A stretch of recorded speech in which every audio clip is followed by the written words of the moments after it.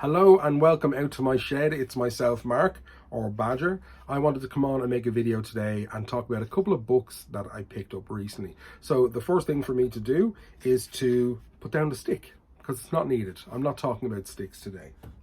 Now, I've been selling books in the museum where I work for over a decade, and I've been, choosing books around Irish folklore and mythology. So it's an area that I know quite well, and I love books. These two books that I got are both by the same author, Lora O'Brien, who I think is incredible. I'll talk more about why I think they're so amazing. But these two books didn't go through the normal process of books that I get. Normally they go on to a book pile, a to read pile, but these didn't get a chance. They went straight by my seat and I just ate through them like a Sunday roast, like a wholesome Sunday roast. I got through them so quickly. Mostly because of how they're written. I found it so easy to enjoy them. So I'm going to start with the first book, which is Fairy Faith in Ireland, and this looks at the history, the traditions and modern pagan practices in Ireland. So it's not a book of stories, but it's where our stories come from. In terms of Irish mythology and the beliefs that inform our folklore, this is it. This explains it.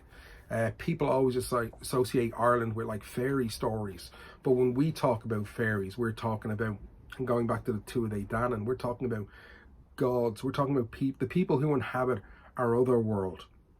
And while now storytelling is a great source of entertainment, it's so much more than that. So if you have an interest in Irish folklore or mythology, or just good storytelling, I would recommend this book.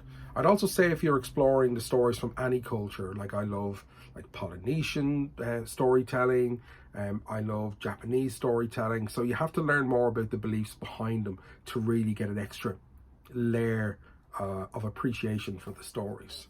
So what this book does is, this book looks at who are the fairies.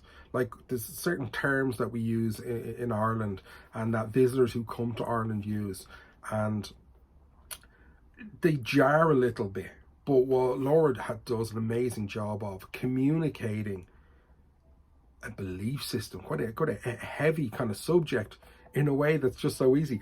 I read this book and it felt like a conversation. I genuinely felt like I was listening to her talk. It was like a storytelling session, even though it's not stories, and it answered an awful lot of questions. One of the things that I really enjoyed about this book is that I didn't have to stop to Google any terms. I didn't have to go and look anything up when I was reading it, and I never once felt stupid. But when it comes to the stories, I'm quite good. When it comes to dealing with someone's belief system, I sometimes feel a little bit ignorant. But I walked away from this book being, I felt good. I had a much better appreciation for it all.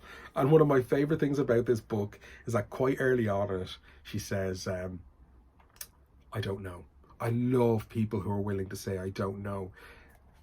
She doesn't claim to have all the answers like myself. It seems like she'd be a bit dubious of people who do claim to have all the answers. But that was one of the things that I really loved about this. So if you have an interest in our stories in Ireland, to understand the Irish people, I think it's really important to check out this book. So there is the book, Lora O'Brien. This is the book. It's available on Amazon at the moment. It's quite a recent publication. I believe they're going to be wider available than on Amazon very, very soon. So go look up the author and go check out that book.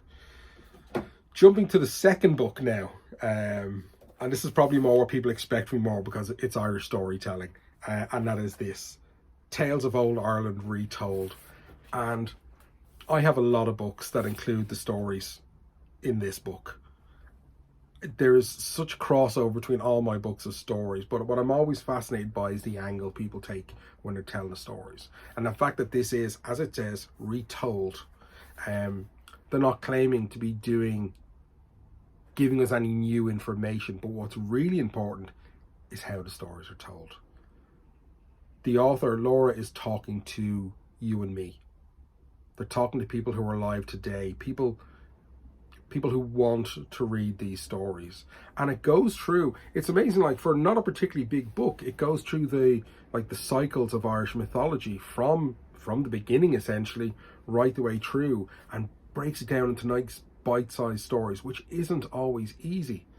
And also with this book, and I know I'll be going back to this book again and again, with this book you can open it up and go to any story. Like here we have the three sisters, you know, Lua, Tara, and you can enjoy any of those stories individually. I recommend reading it from start to finish, but the individual stories themselves are something that you can pull from, because you're definitely going to have favorites. Now, in terms of how Lora O'Brien writes, I find it very accessible, and I think that's really important, because when I look at the books that have come out in the last 100 years on the subject of Irish mythology and Irish culture and heritage, I find them quite elitist, and I get annoyed sometimes. And don't get me wrong, I love books, but when I think back to the likes of W.B. Yeats, I see people who went into the homes of Irish people, just regular Irish people, many of them who their level of education was quite low. And these collectors went in, sat down, listened to their stories and collected them.